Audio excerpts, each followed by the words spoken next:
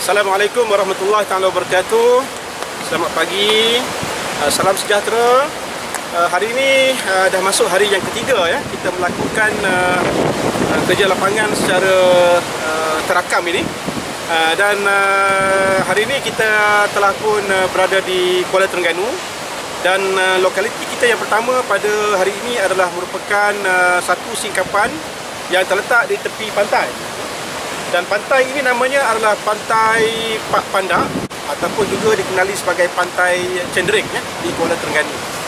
Jadi hari ini saya akan perkenalkan batuan metamorf, okey.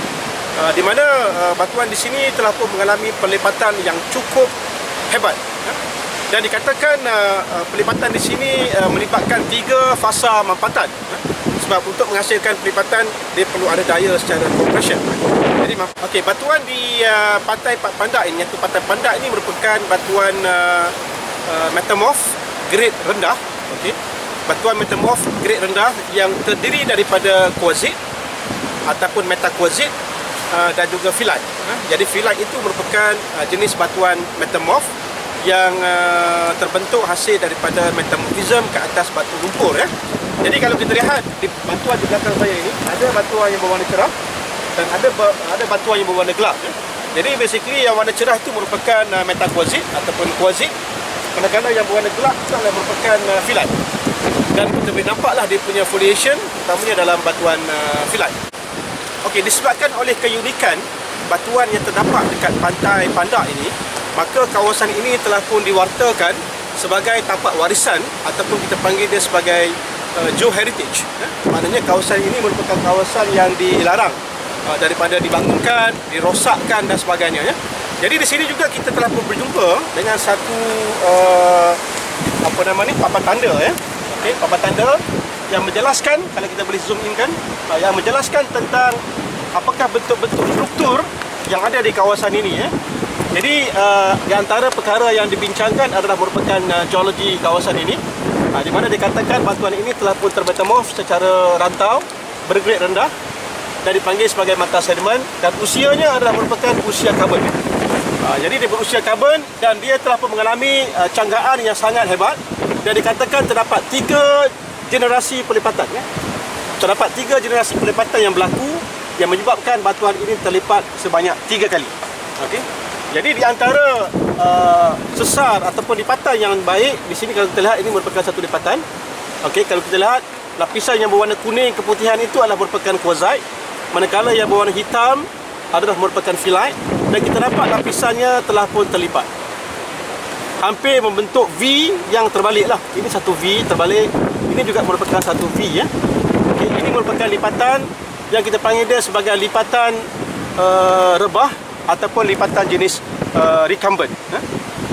Jadi apabila kita berjumpa dengan lipatan, basically kita kena ukur lah dia punya sayap lipatan ni, kita kena ukur dia punya sayap lipatan, dan kita kena ukur dia punya satah taksi, dan kita kena ukur dia punya sudut tunjaman dan juga arah tunjaman paksi pelipatan tersebut. Jadi kalau kita lihat kepada gambar yang diberikan di sini, ini menunjukkan bagaimana lipatan itu boleh berlaku di kawasan ini. Ini menunjukkan lipatan fasa yang pertama ya. Dia ada lapisan sedimen yang diendapkan secara mendatar.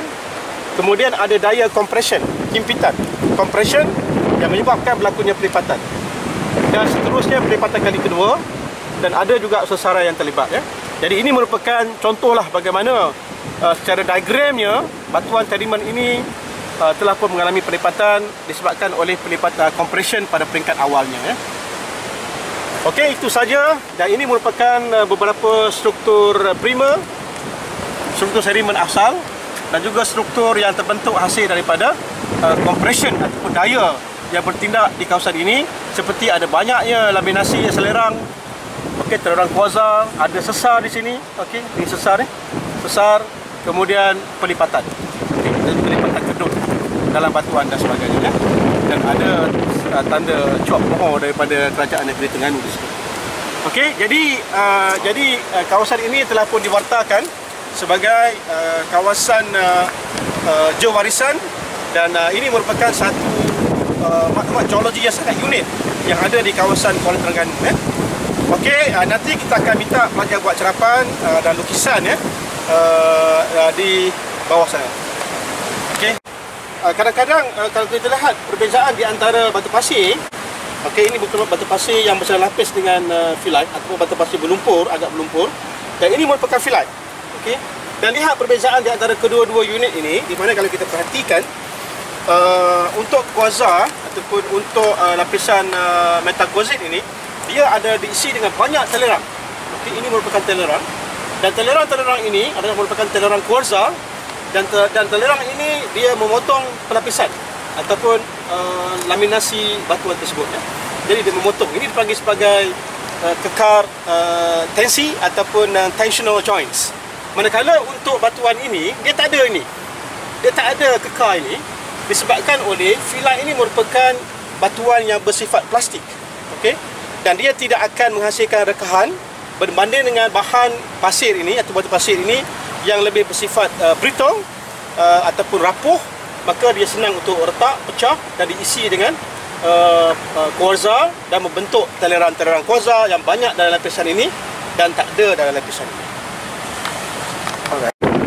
Di sini adalah merupakan gambaran secara lebih dekat ya, tentang struktur yang ada di kawasan ini, di mana kalau kita perhatikan ini merupakan satah lapisan ya. Okey, itu satah lapisan dan ini merupakan lapisan batu pasir ya. Okey, ini merupakan satah lapisan dan lapisan ini sendiri telah pun dilipat, sudah terlipat. Tapi dalam sayap ini pun ada lagi lipatan-lipatan yang kecil. Okey, ini merupakan lipatan yang kecil dalam lapisan yang telah pun terlipat tadi. Jadi ini merupakan canggaan kali kedua. Okey, dan mungkin di atas ini juga ada juga yang telah pun terlipat juga. Okey, contohnya ini pun sudah terlipat juga. Ini mungkin canggaan yang ketiga. Jadi sekurang-kurangnya ada 3 episod ya. Canggaan yang pertama menyebabkan lipatan besar, kemudian canggaan kedua kita dengar lipatan yang kecil di atas daripada sayap yang pertama tadi, kemudian ada lagi lipatan-lipatan lain di dalam lipatan yang kedua.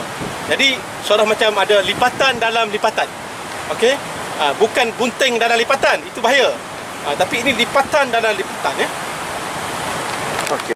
Okey, ini adalah merupakan keunikan yang terdapat dalam batuan metasedimen di kawasan pantai Pandak ini adalah merupakan struktur tektonik ataupun struktur pelipatan hasil daripada canggaan, compression, mampatan yang telah pun ditafsirkan berlaku di kawasan ini sebanyak 3 episod. Jadi kalau kita lihat di belakang saya ini adalah merupakan struktur lipatan, dan kebanyakannya adalah merupakan lipatan jenis recumbent ataupun jabatan lipatan jenis rebah.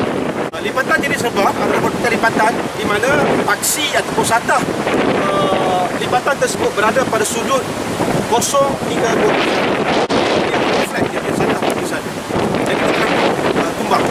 Lipatan itu tumbang dan kita panggil sebagai tumbang. Jadi salah satu aktiviti yang hasilnya pelajar buat di kawasan ini adalah melukis, melakukan lakaran geologi. Jadi perkara yang penting dalam lakaran geologi adalah merupakan arah lukisan itu dibuat, berapa sudut ke sana, berapa arah ke sana, kemudian skala, okey, skala menegak dan juga skala mendatar perlu dimasukkan, dan seterusnya melukis struktur geologi dan masukkan maklumat litologi dalam lukisan tersebut. Dan indikator yang saya sebut tadi, kita boleh lihat pada warna boleh menunjukkan litologi, di mana warna yang cerah kekuningan itu merupakan batuan metal quartzite ataupun quartzite, manakala yang warna hitam itu adalah merupakan filite. Jadi kalau kita lukis betul-betul litologinya dan cuba cari dia punya struktur lipatan rebah yang ada di kawasan ini ya. Okey. Okey, pelajar diminta untuk membuat lakaran geologi singkapan batuan metamorf di kawasan pantai Pandak ini, dan jadikan Encik Amirul sebagai skala, di mana ketinggian Encik Amirul adalah 169 cm. Jadi anggarkan ketinggian approach ini rasakan kepada ketinggian Encik Amirul dan lukiskan struktur-struktur yang boleh anda perhatikan, utamanya pelibatan ataupun mungkin ada sesar dan masukkan maklumat litologi ya. Okey. Ini merupakan aktiviti yang biasa dilakukan semenjak daripada pensyarah yang lepas, di mana pelajar diminta untuk melukis singkapan yang ada di sini. Lukisan itu merupakan lakaran geologi. Okey.